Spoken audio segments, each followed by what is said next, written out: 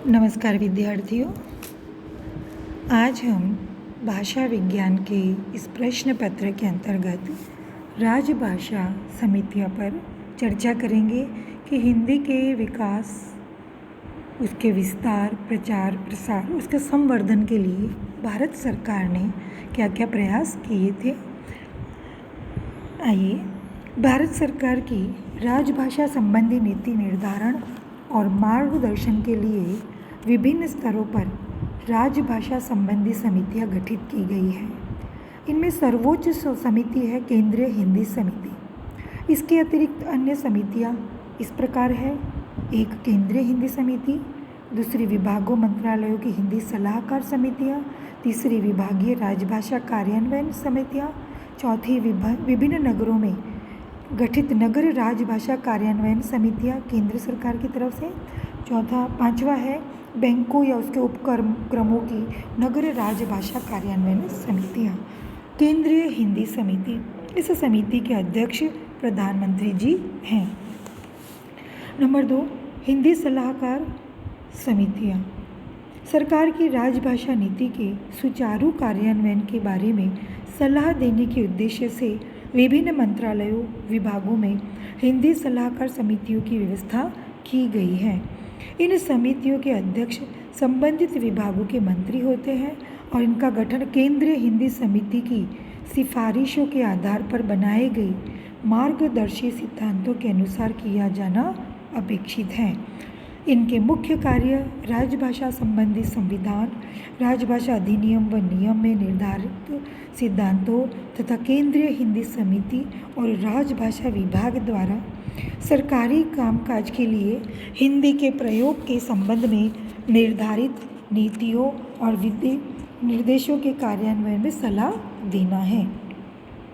इन समितियों के लिए वैसे तो कोई निश्चित सदस्य संख्या निर्धारित नहीं की गई है, फिर भी प्रत्येक मंत्रालय को अपने कार्य के स्वरूप और क्षेत्र को देखते हुए ये संख्या निश्चित करनी होगी।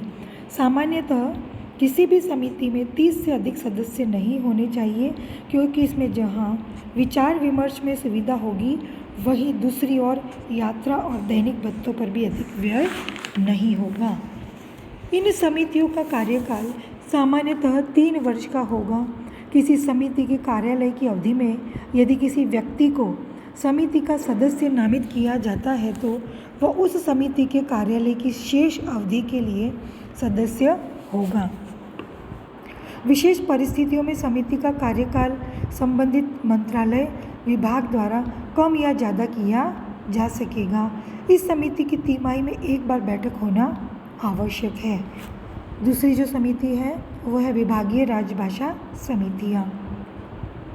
सभी मंत्रालयों, विभागों, उपक्रमों, निगमों, बैंकों के लिए अनिवार्य है कि वे प्रत्येक छोटे व बड़े कार्यालय में, चाहे उनमें कार्यरत स्टाफ की संख्या 25 से अधिक हो या कम, राजभाषा कार्यान्वयन समितियां गठित कराए और संबंधित कार्यालय के अध्यक्ष को उस समिति के अध्यक्ष के रूप में नामित किया जाए।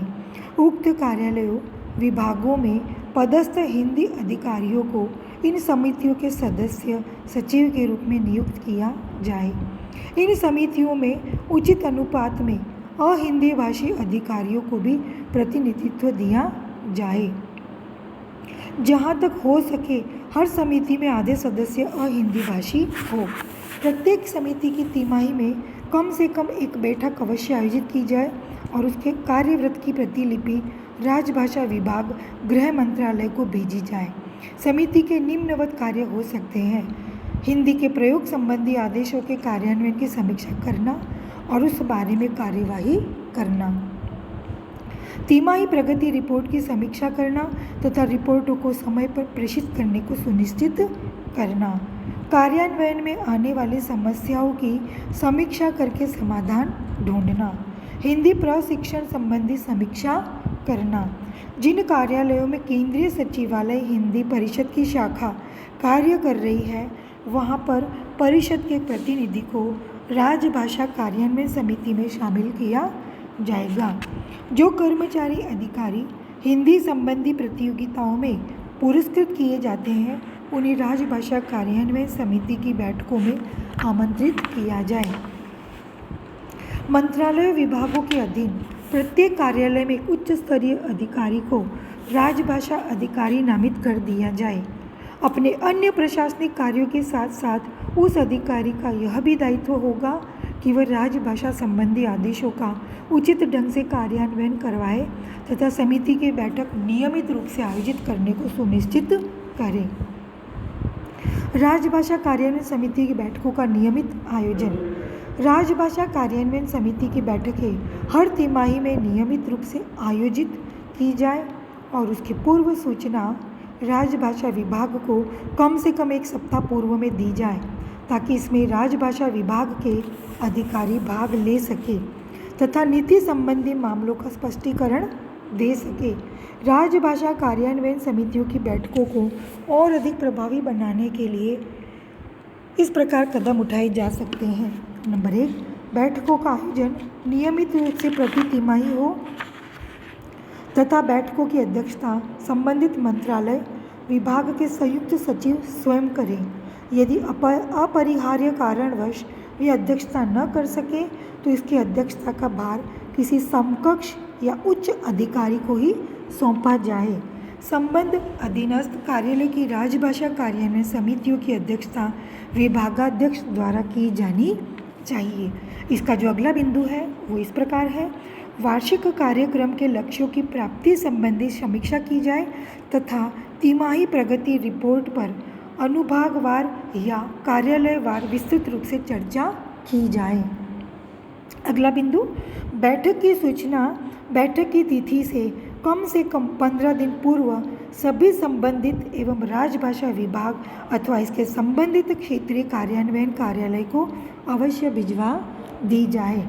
अगला बिंदु, बैठक में मंत्रालय विभाग के सभी प्रभागों का प्रतिनिधित्व उप सचिव, अपर सचिव, अनुभाग अधिकारी स्तर पर हो। संबद्ध अधीनस्थ कार्यालयों के संबंध में भी इसी प्रकार से सभी प्रभागों का प्रतिनिधित्व होना चाहिए।